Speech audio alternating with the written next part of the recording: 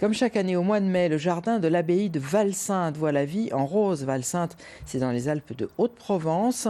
Ça dure jusqu'au 6 juin. Vous pouvez y découvrir 550 variétés de rosiers. Véronique Bouvier, Aurélien Casanova.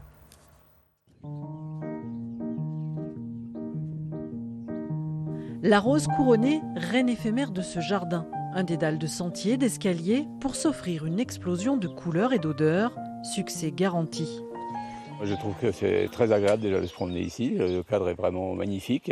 Et les roses, c'est le bon moment pour venir les voir. Elles sont toutes plus belles les unes que les autres. Ça permet de découvrir des variétés très diverses. Puis les roses, moi j'aime beaucoup. Là, j'ai pris des photos. Voilà, j'aime bien après me faire mon petit album avec les photos qui sont toutes plus belles que les autres. Et bon, des variétés qu'on ne connaît pas en plus. Et cette touriste n'est pas la seule à immortaliser ces rosiers anciens ou contemporains.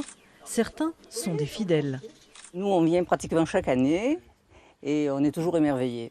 Donc là, l'année dernière, on est venu un peu trop tard, les roses étaient presque finies. Et donc cette année, on s'est dit, on vient encore un peu plus tôt pour en profiter. Cette balade est également l'occasion de découvrir l'histoire de la reine des fleurs. Là, on est au Moyen-Âge. C'est vraiment le début de l'histoire de la rose dans les jardins et avec des rosiers uniquement issus d'un rosier sauvage qui s'appelle Rosa gallica. Une rose qui pousse en France à l'état sauvage. Encore pour longtemps? Difficile à dire, le réchauffement climatique perturbe aussi de nombreuses variétés. Et c'est vrai qu'on cherche des plantes plus résistantes au manque d'eau.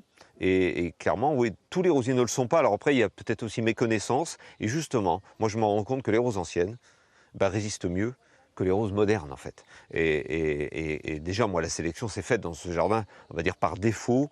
Il y a des rosiers que j'ai dû accepter de voir disparaître. Que les passionnés de roses se rassurent, il reste à voir de magnifiques massifs, toujours spectaculaires en cette période de l'année.